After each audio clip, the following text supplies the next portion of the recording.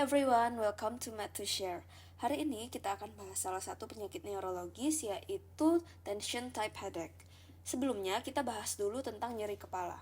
Nyeri secara definisi merupakan pengalaman sensorik dan emosional yang tidak menyenangkan.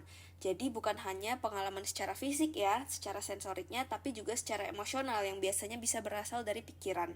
Makanya kalau misalnya dalam psikiatri itu ada juga yang namanya nyeri somatoform karena nyerinya disebabkan dari pikirannya, biasanya seperti stres begitu.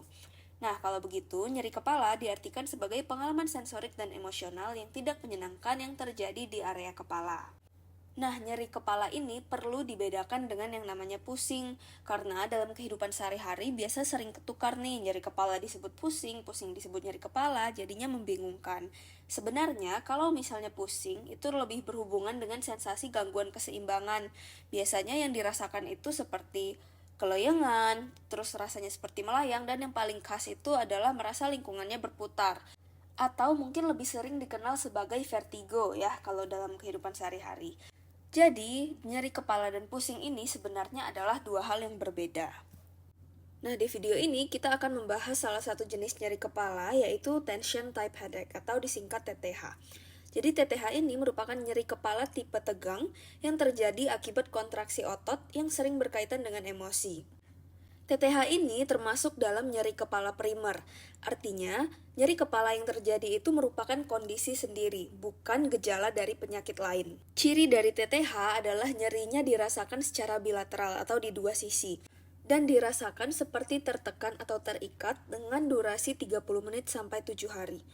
TTH ini merupakan salah satu kasus nyeri kepala yang paling sering ditemukan. Ya, untuk penyebabnya bermacam-macam. Biasanya berhubungan dengan kondisi nutrisi, misalnya seperti kekurangan vitamin B12, vitamin D, atau vitamin lainnya. Lalu bisa juga karena stres, jadi pengaruh emosionalnya. Kemudian juga ketegangan otot perikranial, pola hidup yang kurang baik, dan juga masalah postur, lingkungan, dan genetik. Misalnya, kasus TTH ini sering terjadi pada pekerja kantoran karena posisi duduknya yang tidak bagus, yang tidak ergonomis, sehingga mereka lama-kelamaan karena berada di posisi tersebut dalam waktu lama, punggungnya menjadi kaku, otot-otot di sekitar kepala dan lehernya itu jadi kaku, sehingga nantinya menyebabkan terjadinya nyeri kepala TTH ini. Selain itu, misalnya orang yang suka bergadang atau waktu tidurnya itu tidak teratur, itu juga bisa menjadi salah satu trigger dari TTH. Untuk TTH sendiri tidak ada penyebab pastinya, jadi bisa berbeda-beda antara tiap orang. Makanya biasanya setiap orang itu pasti ada stresornya sendiri yang perlu diidentifikasi supaya mencegah TTH di kemudian harinya. Nah, nyeri dari TTH ini juga dapat menjalar dari leher ke kepala belakang, kemudian ke kepala depan dan juga bahu. Jadi dia tidak hanya di bagian kepala, tetapi juga di otot-otot sekitar kepala ya. Dan juga nyerinya itu biasa berkurang saat dipijit. Sekarang kita bahas tentang patofisiologi TTH. Sebenarnya patofisiologinya itu kompleks dan multifaktorial, jadi nggak bisa disalahkan hanya pada satu permasalahan gitu atau satu jalur masalah. Jadi di sini aku akan bahas beberapa teori patofisiologinya. Yang pertama dari gangguan nociceptor myofascial perifer. Ya, jadi gangguan pada otot dan juga jaringan ikat pembungkus dari ototnya yang berada di perifer, yaitu di luar dari sistem saraf pusatnya. Nah, untuk dari teori ini itu adalah terjadinya ketegangan otot perikranial atau otot-otot di sekitar kepala dan lehernya itu kaku, tegang, yang menyebabkan terjadinya kontraksi otot yang berlebihan ya. Ini sudah menunjukkan adanya kontraksi otot yang tidak normal karena berlebihan, yang tadi bisa dipicu oleh berbagai macam hal yang sudah kita sebutkan tadi. Kemudian karena kontraksinya berlebihan, terpiculah pelepasan mediator inflamasi. Jadi secara gampangnya adalah karena kontraksinya berlebihan, ototnya itu stres gitu. Jadi terjadilah pelepasan mediator inflamasi ini yang nantinya akan mensensitisasi atau men-trigger dari reseptor nyerinya sehingga ditranslate sebagai nyeri kepala TTH. Gangguan nociceptive myofascial perifer ini biasanya terjadi pada serangan yang infrekuen atau frekuen. Yang ini akan kita bahas nanti ya di klasifikasi, tapi pokoknya dia terjadi pada TTH yang tidak bersifat kronis ya, atau sifatnya akut. Nah, kalau misalnya seseorang mengalami TTH yang kronis, yang dia sangat sering dan frekuensinya panjang, itu terjadi perubahan dalam patofisiologinya, yaitu ada yang namanya teori sensitisasi sentral. Jadi karena orang ini terus-menerus mengalami nyeri kepala TTH yang berulang dan juga biasanya durasinya menjadi lebih panjang ketika berulang, itu menyebabkan saraf pusatnya akan mengalami sensitisasi. Jadi dia tertrigger untuk ikut merasakan atau merespon dari rasa nyeri tadi. Padahal kan sebelumnya hanya terjadi di miofascial perifer ya, berarti bukan di pusat. Nah, karena terlalu sering jadi akhirnya dia sampai juga nih ke pusat begitu. Nah, karena misalnya sudah terlalu sering dan juga sudah tersensitisasi di pusat, akhirnya ambang nyeri di pusat itu akan menurun. Karena ketika dia merasa sakit-sakit terus nih, ketika mendapat respon nyeri yang sedikit, dia sudah tersensitisasi sehingga menimbulkan respon dari nyeri kepala itu. Modulasi dari nyerinya juga melemah, jadinya pada orang-orang dengan TTH kronis biasanya trigger yang lebih sedikit itu sudah bisa memicu nyeri kepalanya untuk muncul. Jadi disinilah terjadi nyeri kronisnya itu. Lalu teori lain ada juga yang menyebutkan bahwa TTH ini berkaitan dengan vaskular, tapi dari penelitian-penelitian terbaru menyebutkan bahwa ternyata vaskular ini tidak selalu ditemukan pada seluruh pasien TTH dan juga biasanya bukan merupakan mekanisme utama. Jadi biasanya dianggap bahwa teori vaskular ini merupakan teori lama. Nah, pada kasus nyeri kepala, salah satunya yaitu TTH, kita perlu memastikan bahwa nyeri yang dirasakan itu bukan merupakan secondary headache atau bukan nyeri kepala yang disebabkan oleh kondisi lain. Nah, gimana cara membedakannya? Di sini ada kriteria yang namanya SNOOP-10. Jadi, kriteria SNOOP-10 ini menunjukkan red flags atau tanda-tanda bahaya yang perlu kita perhatikan saat mengidentifikasikan nyeri kepala ini sebagai nyeri kepala primer ataupun sekunder. Yang pertama kita lihat dari S atau sistemik, artinya pasien menunjukkan gejala sistemik, misalnya demam, penurunan berat badan, kemudian misalnya gangguan imun, misalnya ada riwayat penyakit kanker ataupun HIV ataupun gangguan imun lainnya, dan misalnya juga keringat malam gitu. Ini artinya nyeri kepalanya itu kemungkinan besar disebabkan dari gangguan sistemik atau penyakit lainnya itu. Kemudian yang kedua ada N, neoplasma. Ini artinya pada pasien yang mengalami kanker atau memiliki riwayat penyakit kanker. Itu biasanya nyeri kepalanya juga merupakan nyeri kepala sekunder. Yang ketiga, neurologik, yaitu pada pasien terdapat entah penurunan kesadaran, kelemahan, kejang, gangguan sensorik atau motorik. Pokoknya gejala-gejala yang menunjukkan gangguan neurologis ya. Ini juga mengarah ke nyeri sekunder. Lalu ada juga onset sudden, yaitu nyeri yang muncul secara mendadak. Jadi kalau misalnya pada nyeri kepala primer itu biasa nyerinya tidak secara mendadak tapi perlahan namun semakin lama semakin berat gitu. Sedangkan pada onset sudden ini biasanya nyerinya muncul mendadak dan langsung di skala nyeri yang sangat tinggi. Jadi langsung dirasakan sangat sakit oleh si pasien. Biasanya durasinya itu di bawah dari 1 menit atau dikenal juga dengan istilah thunderclap headache. Ini merupakan ciri dari pendarahan subarachnoid ya. Jadi ada perdarahan di bagian otaknya yang menyebabkan nyeri kepalanya ini dan munculnya itu memang mendadak dan cepat. Lalu selanjutnya itu ada older age, yaitu pada orang-orang dengan usia yang sudah lebih dari 50 tahun, itu biasanya gejala dari nyeri kepalanya itu perlu dicurigai apakah ada kondisi lain yang mendasar, misalnya tumor atau penyakit lainnya. Kemudian kita bahas tentang 10P-nya, yaitu yang pertama ada pattern change. Ini artinya pola dari nyeri kepalanya itu berubah-ubah. Misalnya lokasi dari nyeri kepalanya dari kanan pindah ke kiri atau ke seluruh kepala. Lalu nyerinya dulu berdenyut, sekarang menjadi ditekan. Kemudian durasinya juga yang biasanya mungkin pendek, sekarang jadi panjang. Frekuensinya dulu yang jarang-jarang, misalnya jadi sering. Jadi pokoknya ketika ada perubahan yang tidak jelas nih dari si nyeri kepalanya itu perlu diperhatikan apakah ada penyebab sekunder lainnya. P yang kedua ada positional, yaitu nyerinya dipengaruhi dari posisi. Artinya ketika pasien ini berbaring atau berdiri atau duduk, itu nyeri kepalanya berubah dirasakannya. Di sini perlu dicurigai misalnya ada gangguan dari tekanan cairan cerebrospinalnya atau ada mungkin tumor pada bagian otaknya yang menyebabkan nyerinya berubah dengan berubahnya posisi. Kemudian ada precipitated, yaitu nyerinya dipicu oleh falsafa atau eksersi. Jadi jika tidak ada falsafa itu tidak dirasakan nyerinya, tapi ketika melakukan aktivitas seperti batuk, mengejan, olahraga, ataupun aktivitas seksual, itu baru dirasakan nyerinya, itu juga perlu hati-hati. Selanjutnya ada papil edema, yang berarti adanya pembengkakan atau edema papil pada funduskopi, yaitu pada mata ya. Jadi kalau misalnya terjadi pembengkakan pada papilnya ketika dilakukan pemeriksaan mata, dengan menggunakan funduskopi itu biasanya menunjukkan tanda peningkatan tekanan intrakranial. Kemudian ada progresif, yaitu nyerinya semakin memburuk dan juga frekuensinya bisa semakin memanjang. Tapi cirinya itu tidak sesuai dengan gejala nyeri primer. Misalnya pada TTH itu kan biasa maksimalnya 7 hari. Di sini pasiennya itu misalnya gejalanya seperti TTH tapi waktunya lebih dari 7 hari.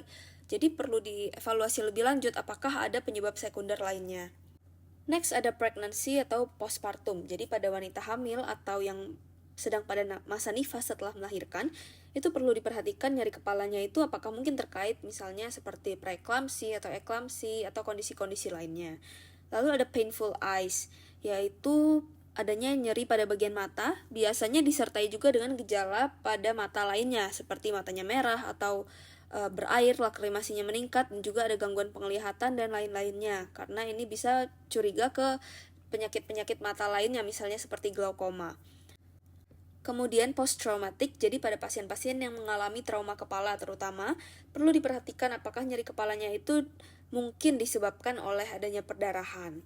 Patologi imun, yaitu pada pasien-pasien yang mengalami gangguan imun, misalnya pada pasien HIV atau pasien yang menjalani kemoterapi, atau pasien juga yang menggunakan steroid jangka panjang, pasien transplant, dan lain-lainnya yang mengalami penurunan imun ataupun masalah pada imunitasnya.